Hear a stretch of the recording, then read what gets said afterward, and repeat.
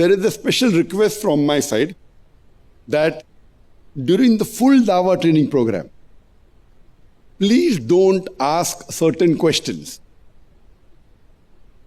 which will take the Dawah training program to a different tangent. For example, if you ask, what are your views about the Islamic State of Iraq and Syria? That requires us to discuss. This is a Dawah training program. Talk about Dawah. It may be indirectly related, I'm aware of it. If you want, we can discuss maybe for half an hour, have a session separate. But don't keep on adding everywhere. Any topic comes, okay, ask on.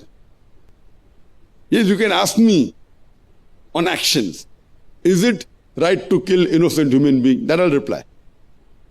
And if we answer, we Daees get taken into a different field and they want to trap us. We don't want this training program to be in a different angle altogether. How to reply them is a different technique, which you may have seen some of my tapes. But let's not, any of the sessions, ever in all these 33 days, discuss about particular people, especially about this. And we, unfortunately, we promote such things. And if those who have been on my Facebook, how many of you go to my Facebook regularly? 1, 2, mashallah. 1, 2, 3, 4, 5, 6, 7, 8, 9, 10, 11, 12, 13, 14, mashallah. 14 out of 19. Alhamdulillah, more than 70%. Did anyone read my post in the beginning of this year? It happened to be coincidental, exactly in the start of this year. 1 a.m., 1st January, somewhere close to 1 a.m., 2016, it was a post on the Facebook, that most of the Muslims unintentionally promote the anti-Islamic forces. Most of us Muslims unintentionally promote the anti-Islamic forces. For example, if I say that I am the President of USA, will you call me Mr. President? Or will you call me the President of USA? And the answer is no. The people or the media will either call me a liar or will call me a lunatic. So when the terrorists who kill innocent people in the name of Islam call themselves Islamic State of Iraq and Syria, why do we agree and call them with that name? Why do we agree that they are ISIS? Why do we agree that they are the Islamic State of Iraq and Syria? We should in fact say that they are anti-Islamic State of Iraq and Syria.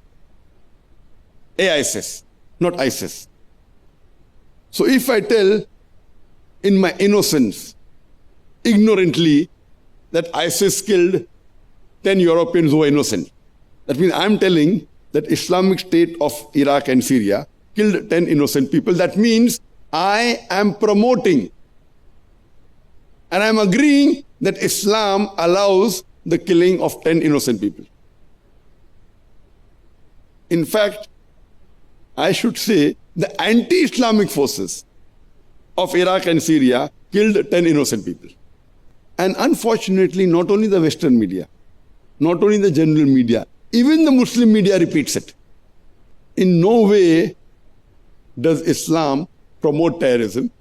In no way does Islam allow the killing of innocent human beings. Allah clearly says in Surah Ma'idah chapter 5 verse number 32, that if anyone kills any innocent human being, whether Muslim or non-Muslim, unless for murder or for spreading corruption in the land, it is as though he has killed the whole of humanity. And if anyone saves any innocent human being, it is as though he has saved the whole of humanity. If anyone kills any innocent human being, it is as though you have killed the whole of humanity. So when Islam is so clear, and unfortunately, most of the Daees also repeat that. So when I say, I'm very careful, and again, I make it very clear that we should not unintentionally and ignorantly promote the anti-Islamic forces. So coming back to the point that as far as this 33-day Dawah training program is concerned, please do not hijack the training program to a different level. Let's talk about Dawah, calling people to Islam. And we as Daees should know, let not people take you away on a tangent so that you lose your focus. So during the training program, see to it that ask questions on the topic of this session.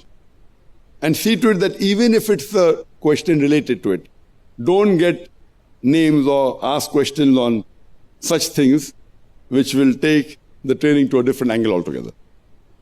Hope that is clear? Clear? MashaAllah. Point number 17. Every day, daily, post-training evaluation sheet will be given to you before the start of the first session.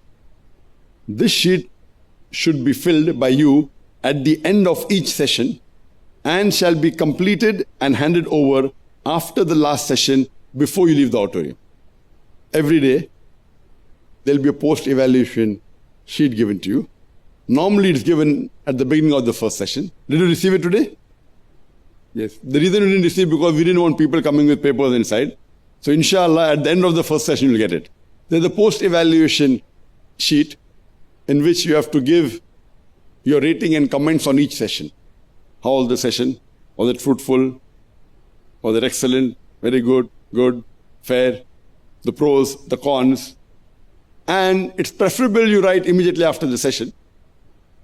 And before you leave the auditorium, that is the last session of the day, hand it over to the faculty, inshallah. Point number 18. Every day, homework would be given. It's compulsory that all the participants should complete the homework. Point number 19. Every day, each participant would be evaluated. The major criteria for evaluation would be A. Techniques of public speaking. B. Structure and content of Islamic talks. C. Public lecture. D. Techniques of handling the question answer session. E. The debating skills. F. Names with meanings of the 114 surahs of the Quran. G. Memorization of the Quranic verses with translation helpful for Dawah. H. Memorization of the verses of the Bible and Hindu scriptures which are helpful for Dawah. I. A surprise. J. The question asked. Even the questions you ask, there will be a note made. And we would like to know that depending on the question asked, the instructor can evaluate the passion of the participant, the intelligence level of the participant. So whenever you have to evaluate the questions asked in a classroom to a teacher or by a participant in a workshop or in a training program is a good way of measuring the level of the participant. His interest, his intelligence, his knowledge, his criteria to judge. Has he understood the subject? So based on the question, I can come to know, okay, this person is just a beginner. Okay, he's in the middle, he's in a high level, he's asking PhD questions. Some people just ask PhD questions, they don't know in between. So then he gets caught. He's asking something high level. He doesn't know what is in the second standard, third standard, 10th standard. He's asking a question of post-graduation. That means he's trying to think he's too smart. And he's exposed. So what questions asked is a good way of measuring the intelligence, the passion, and the commitment of the questioner. So everything that's mentioned here, there'll be an evaluation which will help us in giving marks to the participants. Point number 20. At the end of the International Dawah Training Program, a certificate of participation will be given to only those participants who attend all the 33 days of the training program without missing a single session or a part of a session. If any participant misses even few minutes of any of the sessions, he will not be given the certificate of participation. That's a very important point. The attendance is compulsory and the completion certificate or certificate of participation will only be given to those participants who attend all the 33 days, all the sessions of the days, not missing even a few minutes. For example, one candidate from Saudi Arabia, the visa was delayed. It wasn't for his fault. He said, Inshallah, I'll try and come in the next 2 days. Even if I allow him to come, because he's coming late, he will not get the certificate of participation. It wasn't his fault. But the rule is that you have to follow the rule. Yes, I told him that while the training program goes on, the main training starts from the 3rd day. Normally it's on the 2nd day, but I relaxed the full program. And this program, I have relaxed it much more than before. The main thing starts on the 2nd day. This time I've put something in between so that the person comes 1 day earlier, he relaxes. But I told him that if he lands, even day after tomorrow, he has to see 8 hours of both the days. So he catches up with it, then he can attend the 3rd day.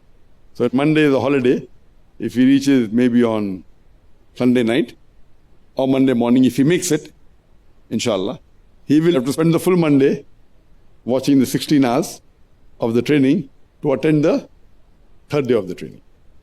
So attendance is compulsory. لا إله إلا الله لا إله إلا الله محمد رسول الله محمد رسول الله أرجو رضاك يا الله أنت الرحيم يا الله هبني عطاك يا الله أنت الكريم منك العطاء يا الله أنت العظيم يا الله فيك الرجاء يا الله أنت الحليم الرحمن الستار ملك الملك الغفار الوهاب المنان المتعال الرحمن الستار ملك الملك الغفار الوهاب المنان المتعال الرحمن الستار ملك الملك الغفار الوهاب المنان